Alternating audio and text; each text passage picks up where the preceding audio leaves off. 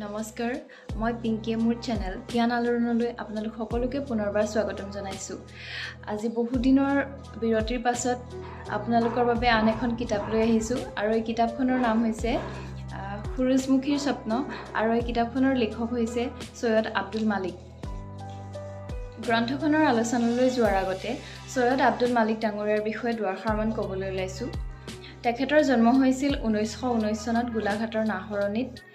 তেখেত অসমীয়া সাহিত্যৰ এজন বিশিষ্ট গল্পকাৰ, নাট্যকাৰ, উপন্যাসিক আৰু কবি। তেখেতে বহুতো গল্প সংকলন, কবিতা সংকলন আৰু অনাতাঁৰ নাটৰ ৰচনা কৰিছিল। লগতে তেখেতৰ কেইখনমান উল্লেখযোগ্য গ্ৰন্থ হৈছে ধন্য নৰতনু ভাল, অঘৰী আত্মাৰ কাহিনী, প্ৰেম অমৃতৰ নদী, স্বাক্ষৰ ইত্যাদি। আৰু 1972 চনত তেখেতে অঘৰী আত্মাৰ কাহিনীৰ বাবে সাহিত্য একাডেমী বঁটা লাভ কৰিছিল আৰু লগতে তেওঁ 1977 চনত অসম সাহিত্য সভাৰ সভাপতিও আছিল আৰু তেখেতে সাহিত্য একাডেমী বঁটাৰ উপৰিও শংকৰদেৱ বঁটা, পদ্মভূষণ, পদ্মবিভূষণ ইত্যাদি বঁটাও লাভ কৰিছিল। ইয়াৰ উপৰিও সূৰুযমুখী স্বপ্ন এই কিতাপখন ৰাছিয়ান আৰু মাণ্ডাৰিন ভাষালৈ ৰূপান্তৰিত কৰা হৈছে, যিটো অসমীয়া সাহিত্যৰ বাবে এটা সুখবৰ বুলিয়ে ক'ব লাগিব। এতিয়া আহোঁ গ্ৰন্থখনৰ মূল আলোচনালৈ। এই গ্ৰন্থখনত লেখকে ধনশিৰি নদীৰ পাৰৰ এখন জৰাজীৰ্ণ গাঁৱৰ কথা উল্লেখ কৰিছে আৰু গাঁওখন অভাৱেৰে পৰিপূৰ্ণ, কাৰণ প্ৰতি বছৰে ধনশিৰিৰ বানে খেতিপথাৰ অনিষ্ট কৰে। কিন্তু এই গাঁওখনৰ এটা উল্লেখযোগ্য কথা আছে।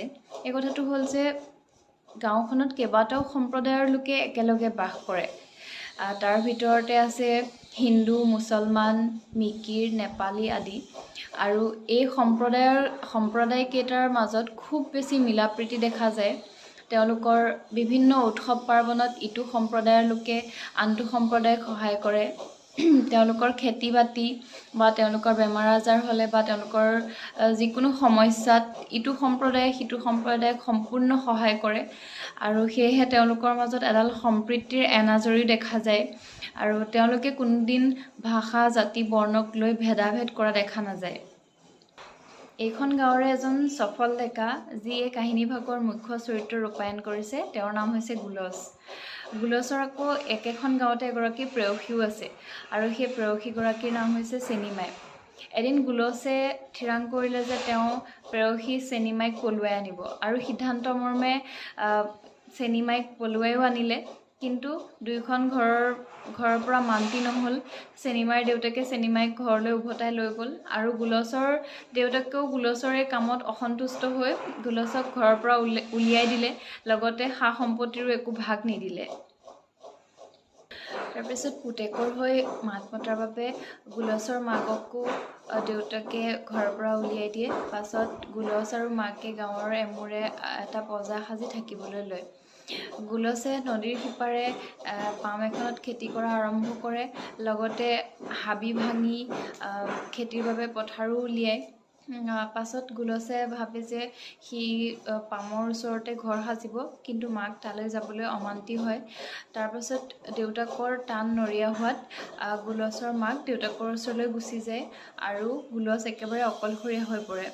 এনেকৈ পাছত গুলছৰ আকৌ তৰা নামৰ আন এজনী ছোৱালীক ভাল লগা হয় আৰু তৰাৰো গুলছক ভাল লগা হয়। সি মাজে মাজে তৰাৰ ঘৰলৈ অহা যোৱাও কৰে। কিন্তু এইখিনিতে আন এটা কথা হ'ল যে তৰাৰ যিগৰাকী মাক, অৰ্থাৎ তেখেত তৰাৰ মাহীয়েক হয়, সেই মাহীয়েকৰো গুলছক ভাল লগা হয়।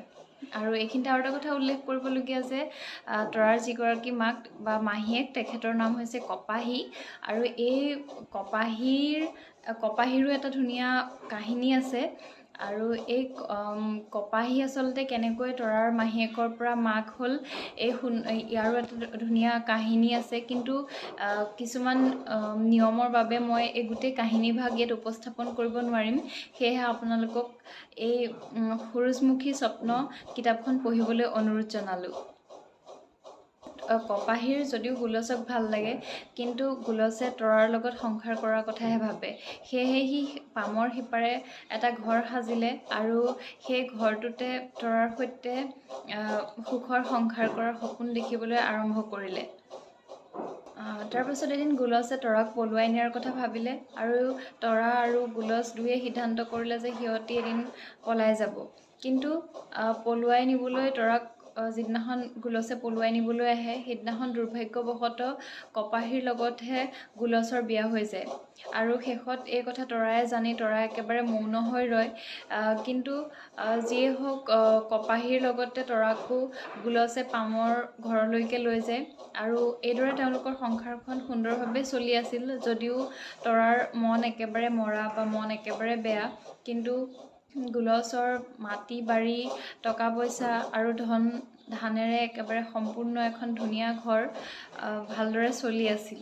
টকা পইচাৰে উভৈনদী হোৱাৰ বাবে গুলছ সমাজৰ চকুত এজন গণ্যমান্য ব্যক্তিৰূপে পৰিচালিত হৈছিল। আৰু যদিও সি কপাহীক বিয়া পাতিছিল, কিন্তু তৰাৰ বাবে তাৰ হৃদয়ত সদায় এক সুকীয়া মৰম আছিল। আৰু কোনোবাই যদি তাক তৰাক বিয়া দিয়াৰ কথা কয় তেনেহ'লে তাৰ মন একেবাৰে মৰহি গৈছিল। সি আচলতে নিৰ্ণয় কৰিব পৰা নাছিল তৰা তাৰ বাবে কোন হয়। এইখিনিতে আৰু এটা কথা উল্লেখ কৰোঁ যে গুলছৰ যিগৰাকী আগৰ প্ৰেয়সী চেনিমায়ো গুলছৰ ঘৰৰ ওচৰলৈকে বিয়া হৈছিল। আৰু কিন্তু চেনিমাই যিহেতু বদনাম ওলোৱা ছোৱালী, গতিকে চেনিমাইক কোনো ভাল দৰা নোপোৱাত ঘৰৰ মানুহে একেবাৰে বেমাৰী মানুহ এজনলৈ বিয়া দি দিছিল। আৰু চেনিমাইৰ একেবাৰে অৱস্থা খুব বেয়া আছিল, ঘৰৰ অৱস্থাও খুজি মাগি খাবলগীয়া হৈছিল। তাতে এজন বেমাৰী মানুহক সদায় শুশ্ৰূষা কৰাটো তাইৰ বাবে একেবাৰে দুখৰ কাৰণ হৈ পৰিছিল। আৰু গুলছে চেনিমাইৰ এই দুখৰ বাবে নিজকে জগৰীয়া কৰিছিল। সেয়েহে যিমান পাৰে ধন টকা পইচাৰে বা যেনেকৈ নহওক চেনিমাইক সহায় কৰাৰ বাবে সি সদায় উঠি পৰি লাগিছিল। এনেকৈ চেনিমাইক ইমানবোৰ সহায় কৰাৰ বাবে কপাহী আৰু গুলছৰ মনোমালিন্য হয় আৰু এদিন কপাহীয়ে ঘৰ এৰি গুচি যায়।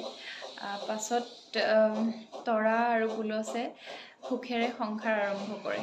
এখন পঢ়ি মোৰ খুবেই বেছি ভাল লাগিল, কাৰণ ইয়াত এখন গাঁৱৰ ছবি সুন্দৰভাৱে উপস্থাপন কৰিছে।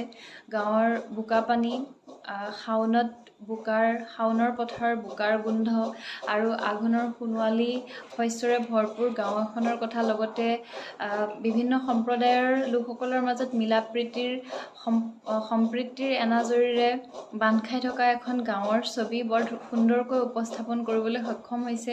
গতিকে কিতাপখন আপোনালোককো পঢ়িবৰ বাবে অনুৰোধ জনালোঁ।